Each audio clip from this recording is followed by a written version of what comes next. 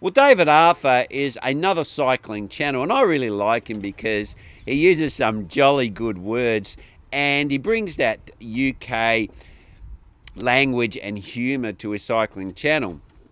But just on one of his recent videos, he brought a guy on that he introduced as a climbing expert.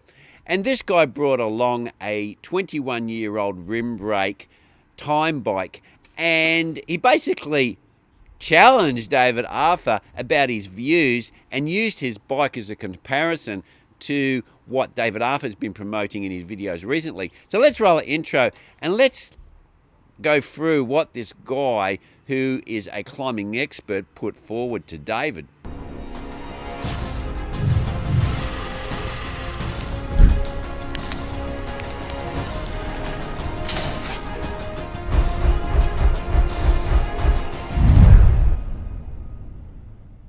Well, I would refer to this guy as David Arthur's Nemesis.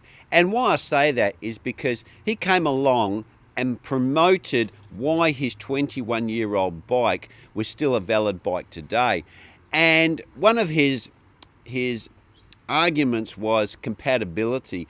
Now, when you look at a rim brake bike and a disc brake bike, everything's changed. Nothing's compatible across. And because he has three bikes and they're all rim brake bikes, he can basically hand down his equipment through his three bikes, from his number one bike to his training bike to his rain bike. And he likes doing that because then when he buys this new stuff, he cycles it through his bikes and then he uses those products for a significant amount of time. Whilst if you wanted to change over to the disc brake bikes, you would need to buy all new bikes from your best bike to your rain bike because nothing is compatible, and you'd have to set everything up, basically your frames and your rain wheels and your race wheels and your high performance wheels. You'd have to buy all new stuff, and most people haven't got that sort of money.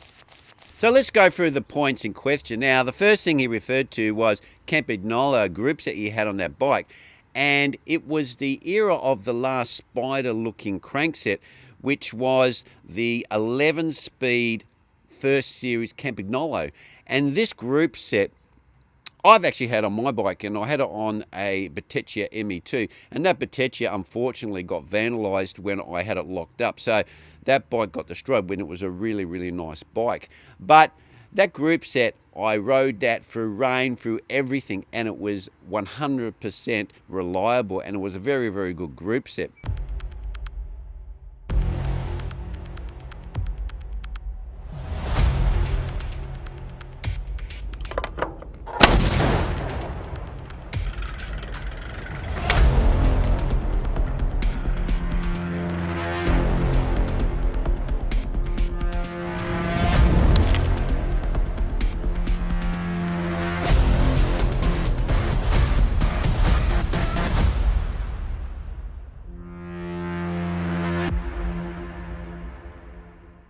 Now, one of the reasons why that group set is so reliable and works so good is because on the bikes of that era, and on my Bottecchia ME2, and on this bike, which is a time bike, the cable was external, and external cabling, it has very little resistance because there's very minimal cabling. It doesn't go through the center of the tubing, and it doesn't have any interference with it being caught up, so the increments or the changing of the gears is very, very efficient because that cable is drawn extremely tight through the connectors that go along the down tube and down the chainstay.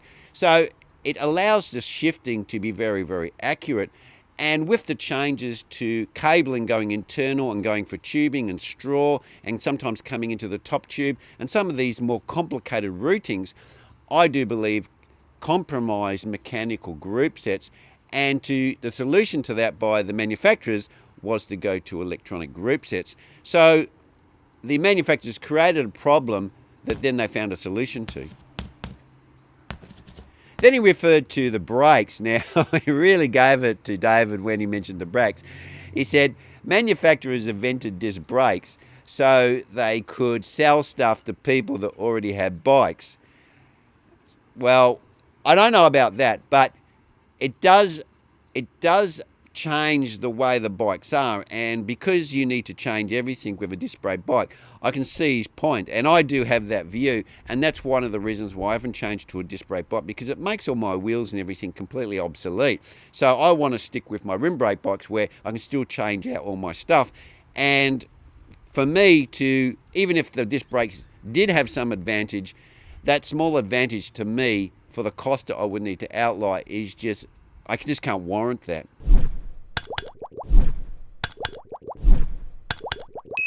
Then David referred to the tyres, and he pointed to the tyres down there, and he said, hey, look at those skinny tyres. And the response, this guy's response to that was, hey, they're wide tyres. You know, I came from 19mm tyres, and now I've got 25mm tyres onto me. They're wide, and they're that's all you need. You don't need anything wider than that on your bike, because this is a road bike.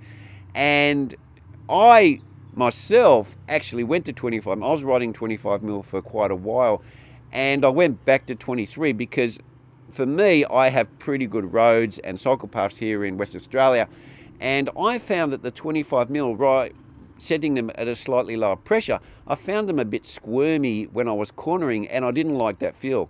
So I then changed back to my 23mm. I like the feel of the skinnier tyres, and if you're riding tubulars or tubeless, then you can run the tyres a little bit softer if you want to anyway, because you don't have to worry about pinch flat. So I don't really see this argument of having these massively wide tyres like 28 and 32mm, because when you increase the diameter, the area inside the tyre increases massively. So the amount of air that you've got in those tyres is significantly more. And also those wider tyres, they cause a significant amount of drag when you look at your tyre rim combination, because the rims have to be made so much wider. Now, I do agree that the rims are getting wider, but not to accommodate tyres that wide.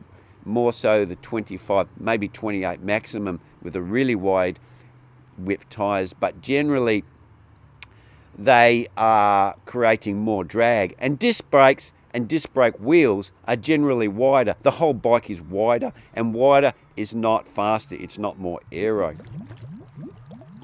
So in conclusion, I call this climbing expert, this guy, he makes pamphlets, which is really good, because for people who go into the UK and they want to ride on different terrains, you can get these pamphlets off him, and you can look at the roads, and he gives you all the gradients and everything in these pamphlets, so you can map out and plan out where you want to ride. But I would call this guy David Arthur's Nemesis, because David Arthur was everything he said. This guy challenged him. It was like black and white or red and blue, and this guy really challenged David Arthur on why you really don't need to have one of these modern bikes. And I'd have to agree with him. And even if you argue these new bikes, these new disc brake bikes with the wider tyres and everything like that, integrated everything, the amount of money you need to spend and change all your gear over compared to the performance increase you're getting from a bike that's 21 years old is really small. The 21-year-old bike would be between 95 and 100% of the new disc brake bikes. And if you haven't got tens of thousands of dollars to throw around, then why not ride one of these older bikes? Because these older bikes were the best of their day in their day, and they still perform almost as good as the modern bikes. And this is where I'm a little bit disappointed that manufacturers aren't supporting these older systems and older bikes, because these bikes are still fine, but the manufacturers want to discontinue these products to force you to buy these newer bikes, like these disc brake bikes. And I think that's unfortunate, because a lot of these older bikes still work and perform quite well, and why should people have to outlay? Now, I know manufacturers want to sell stuff, but I think it's very narrow-minded that they're discontinuing products within such a short time frame, in some cases 5 years. So people have to then, they go into a shop and they go, oh, sorry, we don't support that part anymore. We don't support that component anymore. The manufacturers are moving away from that, and this is better and that's better, and this is what you get from the marketing and also from the local bike stores that you go into. Well, anyway, guys, I'm going to say now, smash the like button, and also subscribe down below if you haven't subscribed, because that'd be really appreciated. And I will see you next vid. Cheers.